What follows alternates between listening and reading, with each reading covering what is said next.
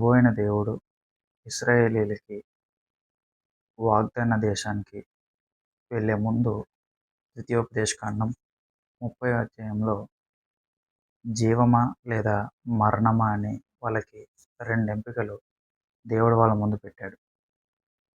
అయితే మీరు నా మాటకి లోబడి నడుచుకుంటే మీకు జీవితం అనేది ఎలా ఉంటుంది?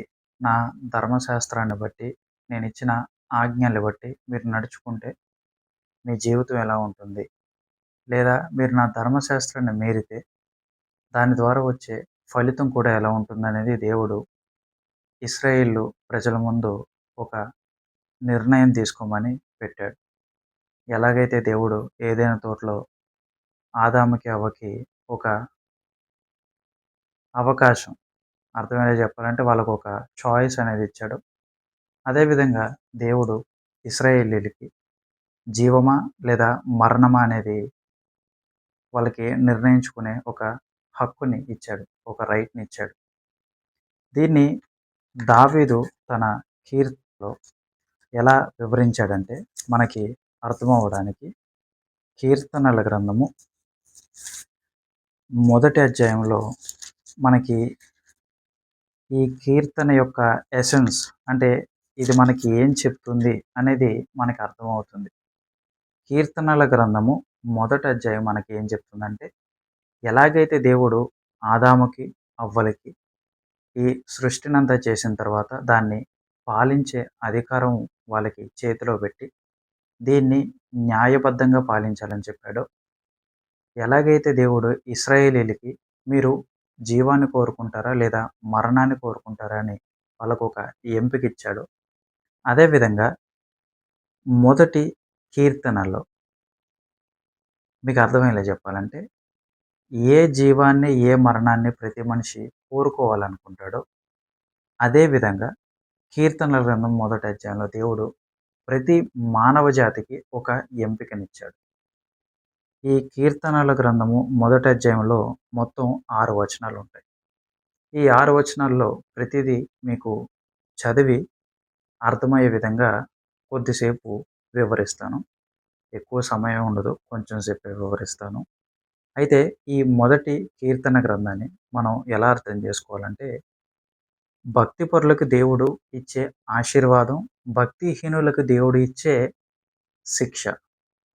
మనకు అర్థమయ్యే భాషలో చెప్పాలంటే ఎవరైతే దేవుడి మార్గాన్ని సక్రమంగా నడుస్తూ దేవుడి యొక్క చెప్పిన ప్రతి మాటని విధేయంగా పాటిస్తారో వాళ్ళకి దేవుడు ఒక ఆశీర్వాదకరమైన మాటనిచ్చాడు. ఎవరైతే దేవుడి ధర్మశాస్త్రాన్ని వినకుండా వాళ్ళ సొంత లాభం కోసం దేవుడు మాటను అతిక్రమించి ఎవరైతే వాళ్ళ సొంత ప్రయత్నాల్లో నడవాలనుకుంటారో వాళ్ళకి దేవుడు ఒక హెచ్చరికను కూడా ఇస్తున్నాడు. చూడండి, కీర్తనల గ్రంథం మొదటి అధ్యాయం మొదటి వచనంలో దుష్టుల ఆలోచన చొప్పున నడవక పాపుల మార్గమున నిలువక అపహాసకులు కూర్చున్న చోటున కూర్చుండక యెహోవా ధర్మశాస్త్రమునందు ఆనందించుచు దివారాత్రము దానిని ధ్యానించువాడు ధన్యుడు. ఈ మొదటి అధ్యాయంలో మొదటి వచనం దుష్టులు ఆలోచన చొప్పున నడవక పాపుల మార్గమున నిలువక. దేవుడు ఇక్కడ ఎలా ప్రారంభించాడంటే ఆదియందు దేవుడు భూమి ఆకాశాలను సృష్టించినప్పుడు మంచిది అని ఎలాగైతే తన వాక్యం ద్వారా తన మాట ద్వారా సృష్టిని అద్భుతంగా చేశాడో, ఈ పాపం వల్ల ఈ సృష్టి పాపముతో నిండింది కాబట్టి దేవుడు ఇక్కడ మొదటగా రాయించేది ఏంటంటే ఈ దుష్టుల ఆలోచన అంటే ఈ భూమిలో పాపం అనేది పరిపక్వమై నిండి ఉంది. ఈ లోకంలో నీతిమంతుడి కంటే దుష్టులు ఎక్కువ మంది ఉన్నారు. కాబట్టి నీతిమంతుడు ఈ దుష్టుల ఆలోచనల నుంచి ఈ దుష్టుడు అంటే ఈ లోక సంబంధమైన ఈ పాపాల నుంచి బయటికి రావడానికి దేవుడు ఇక్కడ ఏం చెప్తున్నాడంటే మంచి కంటే ఎక్కువ చెడు ఉంది. ఈ ప్రపంచంలో మంచి అంటే ఏంటంటే దేవుడు చెప్పే ప్రతి మాట. మంచి అంటే ఏ దాన ధర్మాలు చేయడమో పుణ్యకార్యాలు చేయడమో ఇది కాదు. మంచి అనేది ఏంటంటే దేవుడు ఆ పండుని తినొద్దు అన్నాడు. ఇది మంచి. మరి చెడు ఆ పండుని తిన్న దినమున నిశ్చయంగా చనిపోతారు అని చెప్పాడు కదా! ఇది చెడు. దేవుడి మాటనికి దేవుడి మాటకి లోబడి నడవడమే మంచి. దేవుడి మాటను అతిక్రమించి వెళ్ళడమే చెడు. కాబట్టి ఇక్కడ మొదటి అధ్యాయం మొదటి వచనంలో దేవుడేం చెప్తున్నాడంటే, ఈ లోకం పాపంతో నిండి ఉంది. ఈ లోకం దుష్టులతో నిండి ఉంది. ఈ లోకం చెడుతో నిండిపోయి దాన్ని ఏల్తంది. అంటే ఈ లోకంలో చెడనేది ఎక్కువ శాతం ఉంది. Majority of the world is sinned. అంటే పాపంతో నిండుంది. దుష్టుల ఆలోచన చొప్పున నడవక, పాపుల మార్గమున నిలవక. ఈ ప్రపంచంలో నడిచే ప్రతి వ్యక్తి తన దారి మంచిదనుకుంటాడు. ఈ వ్యవస్థ ఎలా ఉందంటే, దేవుడు చెప్పే మాటకి వ్యతిరేకంగా చేయడమే మంచి అనుకుంటున్నాం. దేవుడు పలానా పని చేయొద్దు. ఉదాహరణకి మీకు చెప్పాలంటే చాలామంది ఏమంటారంటే క్రైస్తవులు సినిమాలు చూడకూడదు, టీవీలు చూడకూడదు, సీరియల్ చూడకూడదు. ఇది బైబిల్‌లో రాసి లేదు కదా! దేవుడు చెప్పలేదు కదా! ఇప్పుడు సినిమాల్లో మనకు చూపించేదంతా ఏంటనేది మనకు తెలుసు. కాబట్టి ఇప్పుడు ఆ నడవడికలో మనం నడవాలా? వద్దా? అనే డెసిషన్ దేవుడు నీ చేతిలో పెట్టాడు. నువ్వు సినిమా చూస్తావా? సినిమా చూడవా? అనేది ఇక్కడ రాసి లేదు. ఎందుకంటే ఇది రాసిన విధానం ఆ కాలంలో ఉంది. అయితే ఈ కాలంలో మనం దీన్ని ఎలా అర్థం చేసుకోవాలంటే, ఈ మార్గం అనేది మనం ఏదైతే అనుసరిస్తున్నామో అది మంచిదా? కాదా? సినిమాకెళ్తాం, సినిమా చూస్తాం. దాన్ని చూసి మనం ఏం ఇన్‌ఫ్లూయెన్స్ అవుతాం? అందులో ఏం చూసి ఇది మంచిది అని మనం ఆ ఎసెన్స్‌ని తీసుకోగలం? ఇప్పుడున్న సినిమాలైతే మనం చెప్పవసరం లేదు కదా! కాబట్టి ఈ లోకం దుష్టత్వంలో ఉంది. ఈ లోకం పాపంలో ఉంది. అందుకే మనకి సామెతలు ఉంటది కదా! దురాశ గర్భమును ధరించి పాపం పరిపక్వమై మరణానికంటుంది. అంటే ఈ లోకం దుష్టత్వంతో, పాపంతో నిండిపోయి చలామణి అవుతుంది. దేవుడు మొదట ఏం చెప్తున్నాడంటే, ఈ లోకం పాపభరితంగా ఉంది. ఈ లోకంలో జనులు పాపంతో నిండి ఉన్నారు. ఈ లోకం దుష్టత్వంతో దేవుడి మాటని అతిక్రమించి నడుస్తుంది. దేవుడు ఏదైతే వద్దు అన్నాడో దాన్ని చేసి ఇదే సరైన మార్గం అని ఈ ప్రపంచం ముందుకు వెళ్తుంది అని మొదటి అధ్యాయం మొదటి వచనంలో దేవుడు చెప్తున్నాడు. అపహాసకులు కూర్చుండు చోటున కూర్చుండగా. ఈ అపహాసకులు ఎవరంటే ప్రభువైన యేసుక్రీస్తు వారి సువార్తను చెప్తున్నా సరే అంగీకరించకుండా నిత్యము దేవుణ్ణి అపహసించడం. ఇది బయట వాళ్ళు చేయడం గాదు. మనం గూడా చేయడమే. దేవుడు మనకి బైబిల్‌నిచ్చిన తర్వాత మనం బైబిల్‌ని అర్థం చేసుకోవడం మానేసి, ఆయన ధర్మశాస్త్రంలో చెప్తున్న ప్రతి మాటని అర్థం చేసుకోవడం మానేసి, మనం కూడా లోకస్తుల్లో కలిసిపోతే, మనం కూడా అన్యుల వలె వాళ్ళు వెళ్ళే దారిలో నడుస్తుంటే, ఇంకా వాళ్ళకి మనకి తేడా ఏముంది? క్రిస్టియానిటీ అంటే ఏంటంటే, క్రైస్తవ్యం అంటే ఏంటంటే, దాని అర్థం ఏంటంటే, క్రీస్తు యొక్క తత్వాన్ని బోధించడం. మీరు చూడండి, ఎవ్వరు తప్పు చేసినా ఈ ప్రపంచం ఏం మాట్లాడదు గానీ, ఒక క్రైస్తవుడు గాని, ఏదైనా చిన్న తప్పు చేస్తే వేలెత్తి చూపిస్తారు మనల్ని. ఫర్ ఎగ్జాంపుల్, మనం మందు తాగకూడదు, సిగరెట్లు కాల్చకూడదు, మన శరీరాన్ని పాడు చేసి ఏది మనం చేయకూడదు. ఎందుకంటే, దేవుడు తన పోలిక యందు, తన స్వరూపమందు నరుణ్ణి చేసాడు. మనం నడిచే దేవాలయం. మనలో పరిశుద్ధాత్ముడు నివాసం చేస్తున్నాడు కాబట్టి, మనం మన శరీరాన్ని పాడు చేసుకోకూడదు. ఇప్పుడు మనం మన శరీరాన్ని పాడు చేయడం అంటే మద్యం తాగడం, సిగరెట్ కాల్చడం ఇలాంటివి చేసినప్పుడు బయట వాళ్ళు ఎన్ని చేసినా ఏమవ్వదు గానీ, ఒక క్రైస్తవుడు గాని ఇలాంటివి చేస్తే వేలెత్తి చూపిస్తారు మనల్ని. "నువ్వు తాగుతావా? నువ్వు సిగరెట్ కాలుస్తావా?" అని. మీరు మీ బైబిల్ గ్రంథంలో ఇలా రాసుంది గదా! అని వాళ్ళు చెప్తారు. కారణం ఏంటంటే, దీని యొక్క ఎసెన్స్ అనేది అంత దూరం పాకింది. కాబట్టి ఇవాళ అపహాసం చేసేవాళ్ళు సువార్తను బట్టి అపహాసం చేస్తారు. ప్రభువైన యేసుక్రీస్తు వారి మరణ సమాధి పునరుద్ధానం యొక్క ఆ విలువని అర్థం చేసుకునే వాళ్ళకి బైబిల్ వెర్రితనంగానే ఉంటుంది. ప్రభువైన యేసుక్రీస్తు వారి సువార్తని అంగీకరించిన వాళ్ళకి ఈ సిలువను గూర్చిన వార్త వాళ్ళకి వెర్రితనంగానే ఉంటుంది. ఎప్పుడైతే మనం ప్రభువైన యేసుక్రీస్తు వారి మాటల్ని మన జీవితంలో అప్లై చేయడం మొదలుపెట్టామో, ఈ అపహాసకులు కూర్చునే దారిలో మనం కూర్చోబుద్దవ్వదు. ఒకప్పుడు మనం పాపపు లోకంలోనే ఉన్నాం. పాపపు జీవితాలని అనుభవించే ప్రభువైన యేసుక్రీస్తు వారిని తెలుసుకున్నాం. ఇప్పుడు ప్రభువైన యేసుక్రీస్తు వారిని తెలుసుకొని ప ఆహ్, పాప్ హ్మ్. పశ్చాత్తాపంతో, కన్నీటితో ప్రభువైన యేసుక్రీస్తు వారి త్యాగాన్ని అర్థం చేసుకొని, మనం ఆయన నామములో, పరిశుద్ధాత్మ నామంలో, తండ్రి, కుమార, పరిశుద్ధాత్మ నామంలో బాప్తిజం తీసుకున్న తర్వాత, పాపం చేయడానికి మనకి 1కి 100 సార్లు భయమేస్తది, ఆలోచిస్తాం.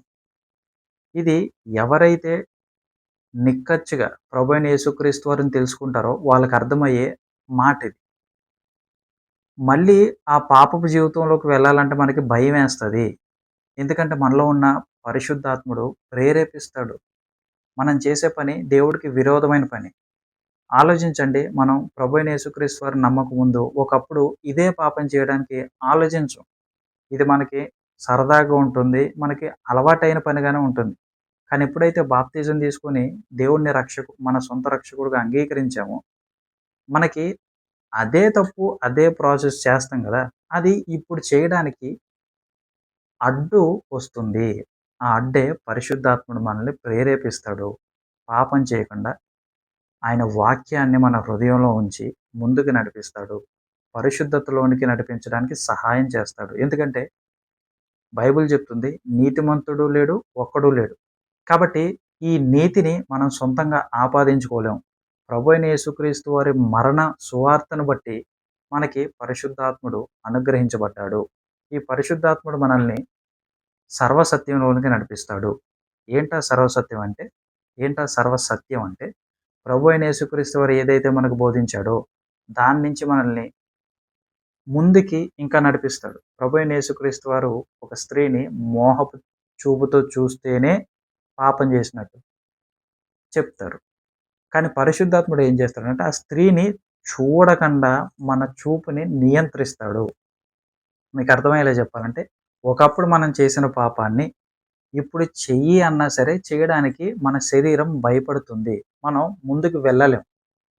కాబట్టి ఈ వచనాలు ఎలా మొదలవుతున్నాయంటే, ఈ పాపపు లోకంలో, ఈ దుష్ట లోకంలో, ఈ అపహాసకులు ఉన్న లోకంలో మనం ఎలా ఉండాలి? ఎందుకంటే ముందు చెప్పిన వచనాలన్నీ ఈ లోకం పాపంతో నిండి ఉంది. ఈ లోకం అపహాసకులతో నిండి ఉంది. ఈ లోకం దేవుడి మాటని అంగీకరించని పొజిషన్‌లో ఉంది. ఈ లోకం తన సొంత ఇచ్చలతో, తన సొంత కోరికలతో నడిచే ప్రయాణంలో ఈ లోకం ఉంది. ఈ లోకంలో జనాలు, ఈ లోకంలో ప్రజలు దేవుని యొక్క మాటకి విలువ ఇవ్వకుండా తమ సొంత మార్గాలను ఏర్పరుచుకున్నారు కాబట్టి వాళ్ళ పాపం పరిపక్వమైంది. కాబట్టి ఈ రెండో వచనం ఏం చెప్తుందంటే, ఈ పాపపు లోకం నుంచి మనం నీతి లోకంలోకి రావాలంటే, అంటే ఈ పాపపు లోకంలో ఉన్న ఈ ప్రతి మాటని మనం వింటున్నప్పుడు పాపం చేయాలనే కోరికలు మనలో వస్తాయి. కానీ ఈ పాపపు లోకం నుంచి బయటకు రావడానికి దేవుడు ఇక్కడ అద్భుతమైన మాటను రాయించాడు రెండో వచనంలో. చూడండి. యెహోవా ధర్మశాస్త్రమునందు ఆనందించుచు దివారాత్రము దానిని ధ్యానించువాడు ధన్యుడు. ఎప్పుడైతే ఈ లోకంలో పాపం చలామణి అవుతుందో, ఈ పాపం నుంచి దూరంగా మనల్ని వేరు చేయడానికి యెహోవా ధర్మశాస్త్రము, ప్రభువైన యేసుక్రీస్తు వారి సువార్త మనల్ని పాపం నుంచి దూరంగా ప్రత్యేకించి నడవడానికి సహాయం చేస్తుంది. ఈ మొదట వచనంలో ఈ పాపపు లోకంలో నుంచి బయటికి రావడానికి మనకి ఆస్కారం లేదు. కానీ రెండవ వచనంలో దేవుడు ఏం చెప్తున్నాడంటే ఆస్కారం ఉంది. ఎలా ఉంది అంటే యెహోవా ధర్మశాస్త్రమునందు మనం ఆనందించాలి. దుష్టులు వాళ్ళ క్రియలు బట్టి, వాళ్ళ ఆలోచనలు బట్టి, వాళ్ళ కార్యాలు బట్టి ఆనందిస్తారు. అపహాసకులు వాళ్ళ కార్యాలు బట్టి, వాళ్ళ పనులు బట్టి ఆనందిస్తారు. పాపంలో వెళ్ళేవారు వాళ్ళ మార్గాలు బట్టి, వాళ్ళ కార్యాలు బట్టి వాళ్ళు ఆనందిస్తారు. కానీ దేవుని మార్గంలో నడిచే మనం ఎలా ఆనందించాలంటే, మన సొంత మార్గాలను బట్టి ఆనందించకూడదు. మన సొంత స్వభావాన్ని బట్టి ఆనందించకూడదు. మన సొంత నడకలను బట్టి ఆనందించకూడదు. మరి ఎలా ఆనందించాలంటే, యెహోవా ధర్మశాస్త్రము, ధర్మశాస్త్రం అంటే ఇక్కడ మీకు అర్థమయ్యేలా చెప్పాలంటే దేవుని యొక్క మాట. హీబ్రూ పదంలో మీకు దానికి దగ్గరయ్యే మాట ఏంటంటే, ఈ ధర్మశాస్త్రం అనే పదానికి హీబ్రూలో దానికి దగ్గరగా వచ్చే మాట ఏంటంటే, దేవుని యొక్క మాటల యందు సంతృప్తి పడడం.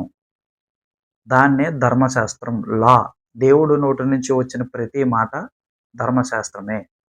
కాబట్టి దేవుడి యొక్క ధర్మశాస్త్రమునందు మనం ఆనందించాలి. ఇవాళ ఈ లోకంలో చాలామంది ప్రభువైన యేసుక్రీస్తు వారిని ఎందుకు నమ్ముతారంటే, ఈయన మనకి ఏదో ఇస్తాడులే, ఈయన మనకి ఏదో చేస్తాడులే అని మన సొంత భౌతికమైన ఆనందం కోసం ఇవాళ మనం ప్రభువైన యేసుక్రీస్తు వారిని నమ్మకూడదు. అది వాక్యానుసారం కాదు. యెహోవా ధర్మశాస్త్రం మనకి ఎప్పుడైతే వినిపిస్తుందో మన హృదయంలో ఆనందం రావాలి. ఎలాంటి ఆనందం? నేను ఇలాంటి దేవుణ్ణి నమ్ముకున్నానని కాదు. ఇలాంటి పరిశుద్ధమైన దేవుడు నా కోసం సిలువలో ప్రాణం పెట్టేంత ప్రేమించాడంటే ఈయన మాటల్లో ఉన్న సత్యం ఎలాంటిదో మనం గ్రహించాలి. అందుకే యెహోవా ధర్మశాస్త్రమందు మనం ఆనందించాలి. మనం ఆనందించాల్సింది దేవుడు మనకు ఆస్తి ఇస్తున్నాడా, ఐశ్వర్యం ఇస్తున్నాడా ఇది కాదు. ఇది మనం ఆయన మార్గంలో నడిచే కొద్దీ మనకు ఆయన ఇస్తాడు. ఇది మీకు అర్థమయ్యేలా చెప్పాలంటే ఈ రెండో వచనాన్ని కీర్తనల గ్రంథం 37 అధ్యాయంలోని ఒక అద్భుతమైన మాట దేవుడు మనకి చూపించాడు. చూడండి, కీర్తనల గ్రంథం 37 అధ్యాయంలో 4వ వచనం చూడండి. యెహోవాను బట్టి సంతోషించుము, ఆయన నీ హృదయ వాంఛలను తీర్చును. నీ మార్గమును యెహోవాకు అప్పగింపుము, నీవు ఆయనను నమ్ముకొనుము, ఆయన నీ కార్యము నెరవేర్చును. మనము ఎప్పుడైతే యెహోవాను బట్టి సంతోషిస్తామో ఆయన మన హృదయ వాంఛలను తీరుస్తాడు. దీన్నే కదా ప్రభువైన యేసుక్రీస్తు వారు అంటారు, మొదట మీరు ఆయన నీతిని, ఆయన రాజ్యాన్ని వెతకాలి. అప్పుడు మీకు కావాల్సినవన్నీ మీ పరలోకపు తండ్రి మీకు అనుగ్రహిస్తాడు. అయితే ఇప్పుడు మనకి కావాల్సినవన్నీ కావాలంటే ఏం చేయాలి? యెహోవా ధర్మశాస్త్రం ముందు ఆనందించాలి. ఎలాగైతే ఈ దుష్ట ప్రపంచంలో దుష్టులు వాళ్ళ సొంత మార్గాలు బట్టి ఆనందిస్తున్నారో, పాపులు వాళ్ళ సొంత మార్గాలు బట్టి ఆనందిస్తున్నారో, అపహాసకులు వాళ్ళ సొంత ప్రపంచాన్ని బట్టి వాళ్ళు ఆనందిస్తున్నారో, మనం దీనికి వ్యతిరేకంగా నడవాలి. పాపానికి వ్యతిరేకంగా నడవాలి. ఎలా నడవాలి? ప్రభువైన దేవుడైన ధర్మశాస్త్రాన్ని బట్టి మనం ఆనందించాలి. ఎలా ఆనందించాలి? అపహాసకులు ప్రతిరోజు వాళ్ళ పాపాన్ని బట్టి, ఈ పాపం చేసేవాళ్ళు ప్రతిరోజు వాళ్ళ యొక్క చర్యలు బట్టి ఆనందిస్తారు కదా! కానీ మనం యెహోవా ధర్మశాస్త్రాన్ని తెలుసుకున్నప్పుడు, దాన్ని ఎప్పుడు ఆచరిస్తే మనం ఆనందంగా ఉంటామని దేవుడు కింద ఇంకో వచనం రాయించాడు. ఏంటా వచనం అంటే, దివారాత్రము దానిని ధ్యానించేవాడు ధన్యుడు. ఇప్పుడు ఈ పాపపు లోకంలో దేవుడు మనకి ధర్మశాస్త్రం అనే ఒక అద్భుతమైన ఆయన వాక్యాన్ని ఇచ్చినప్పుడు, ఈ వాక్యాన్ని ఎప్పుడు ఎప్పుడు చదివితే బావుంటది అంటే ఒక టైమ్ లిమిట్ ఉందా? లేదు. యెహోవా ధర్మశాస్త్రమునందు ఆనందించుచు దివారాత్రము, పగలు రాత్రి దాన్ని ధ్యానించువాడు, ఆచరించేవాడు.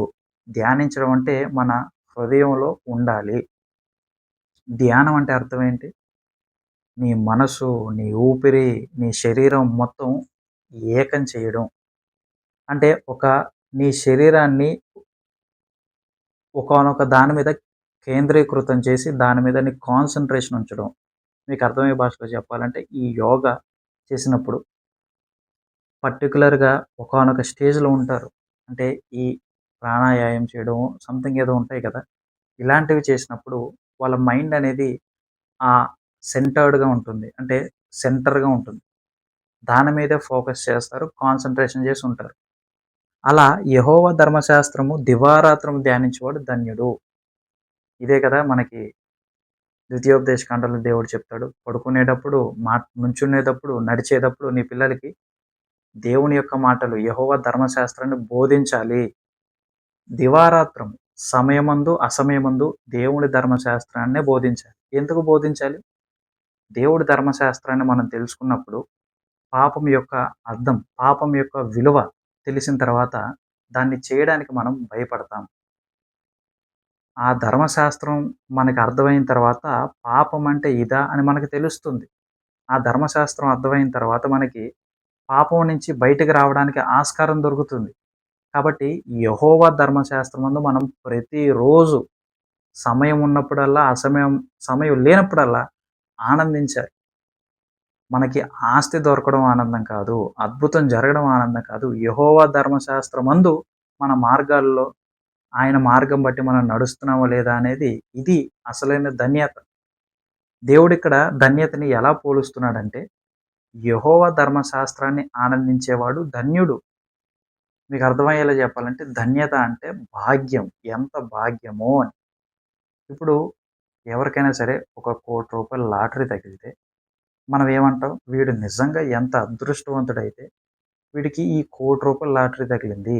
అంటే ఆ భాగ్యానికి ఒక అర్థం రావడం ఏంటంటే వాడికి లాటరీలో రూ. 1,00,00,000 తగలడం భాగ్యం.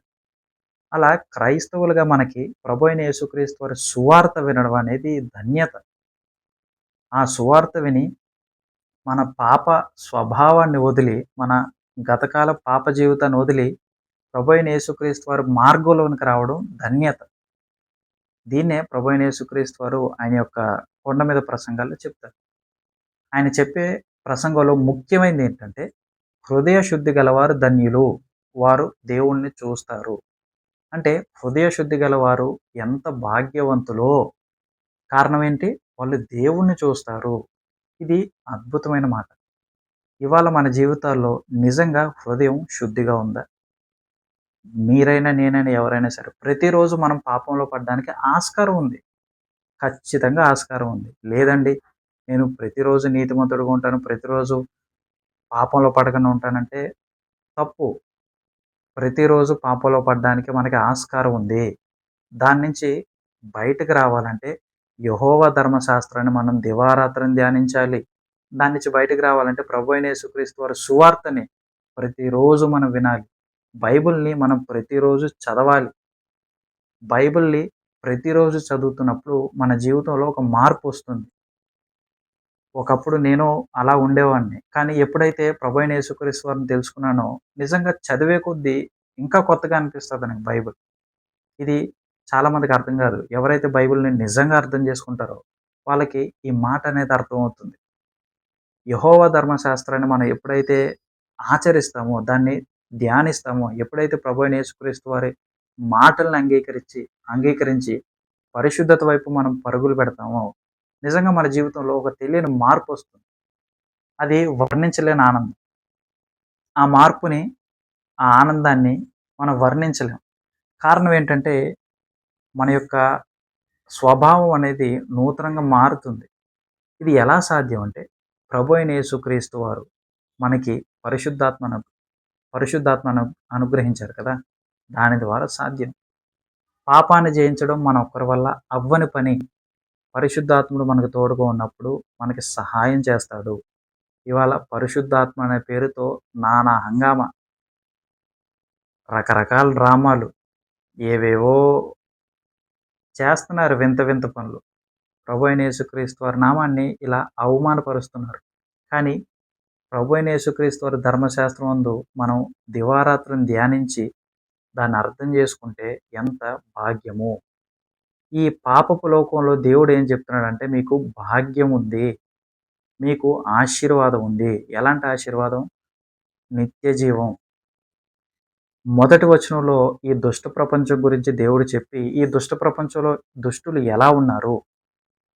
వాళ్ళ మార్గాలు ఎలా నడుస్తున్నారు?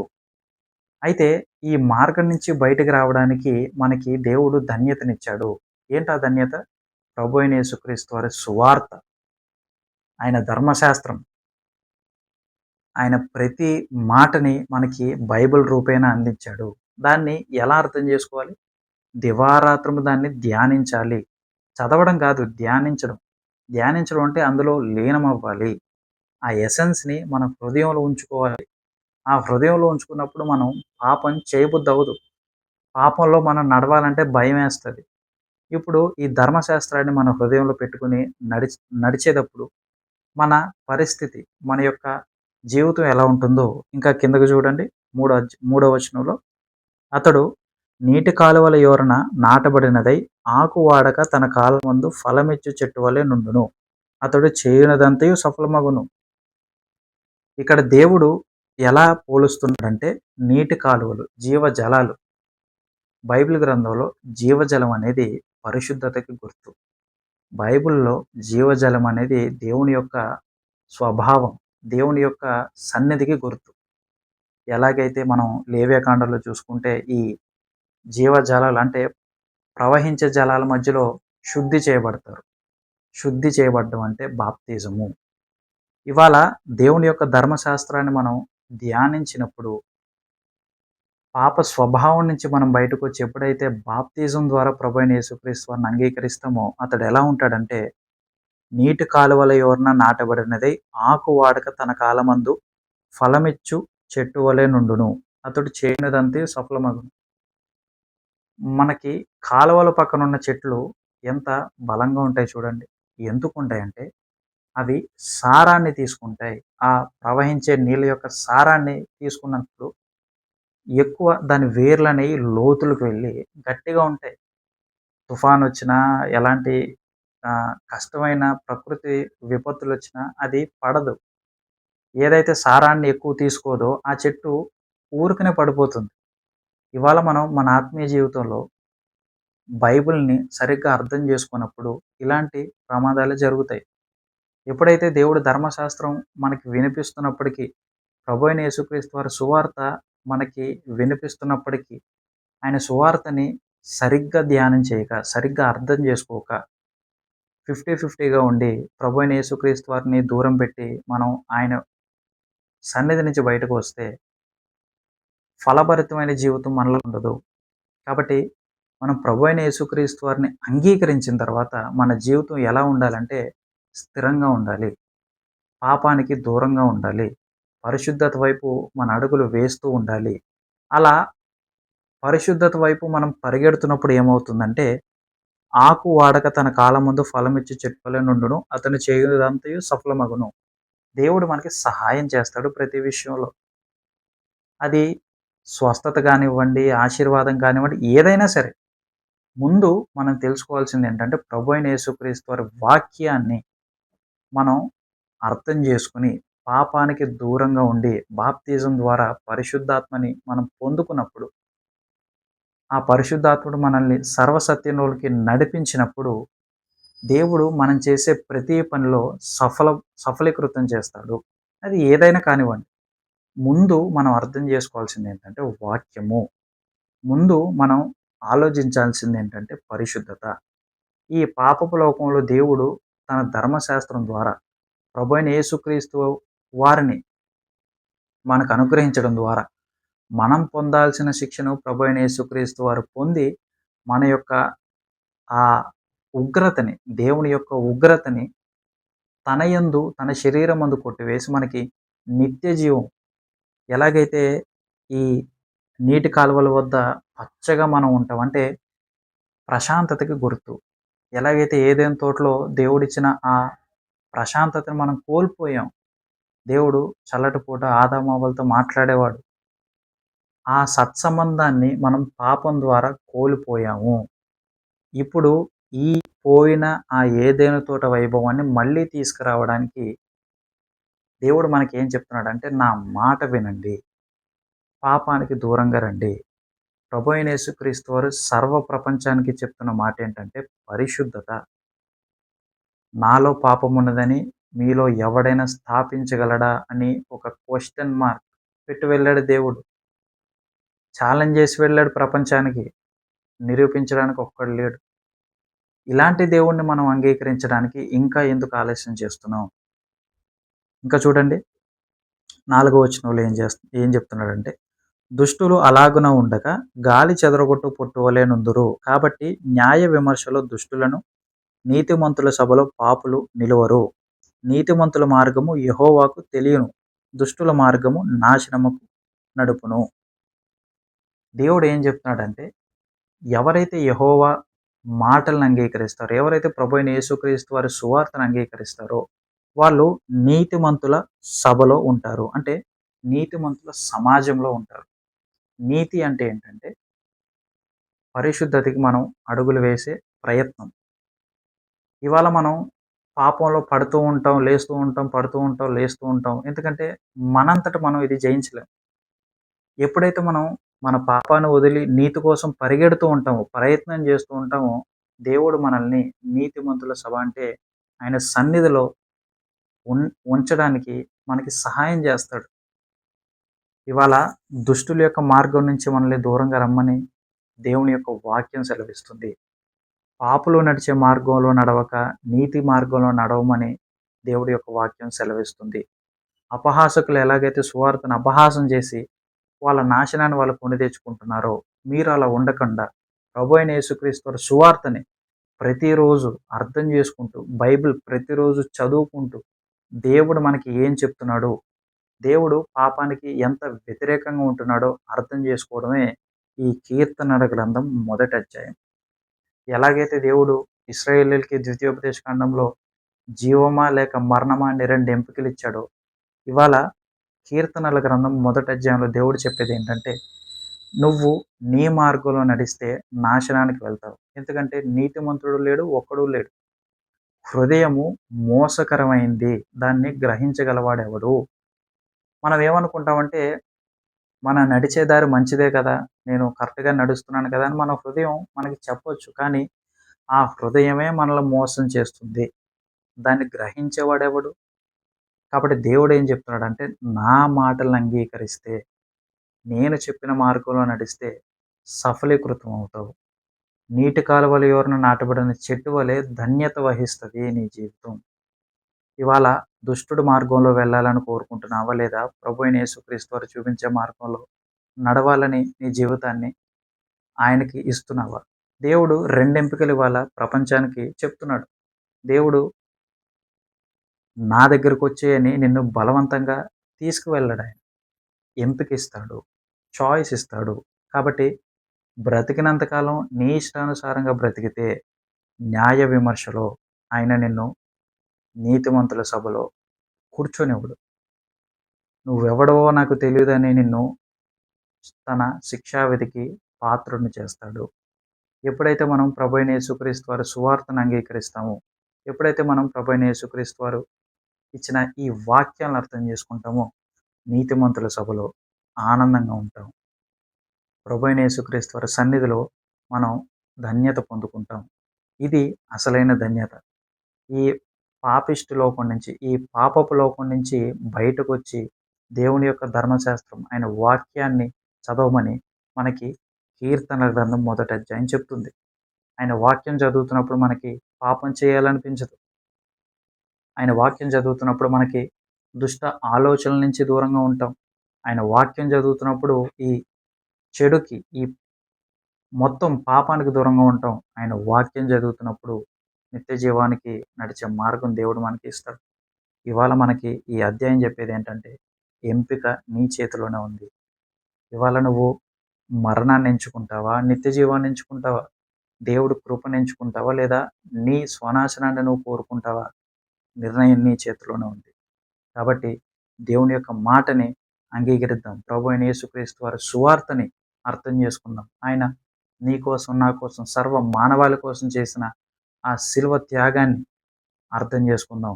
అప్పుడు పరిశుద్ధత వైపు మన అడుగులు ముందుకు వేయడానికి పరిశుద్ధాత్ముడు మనకి సహాయం చేస్తాడు. కాబట్టి ఈ కీర్తనల గ్రంథం ఏం చెప్తుందంటే, జీవాన్ని కోరుకుంటావా? లేదా మరణాన్ని కోరుకుంటావా? మరణాన్ని కోరుకుంటే నాశనానికి పోయే మార్గంలోకి వెళ్తాం. జీవాన్ని కోరుకుంటే ఈ సర్వ మానవాళి కోసం ప్రాణం పెట్టిన దేవుడు, మరణాన్ని జయించిన దేవుడు, ఆయన సన్నిధిలో నిత్యకాలం నివాసం చేయడానికి పరిశుద్ధాత్ముడు నీకు సహాయం చేస్తాడు.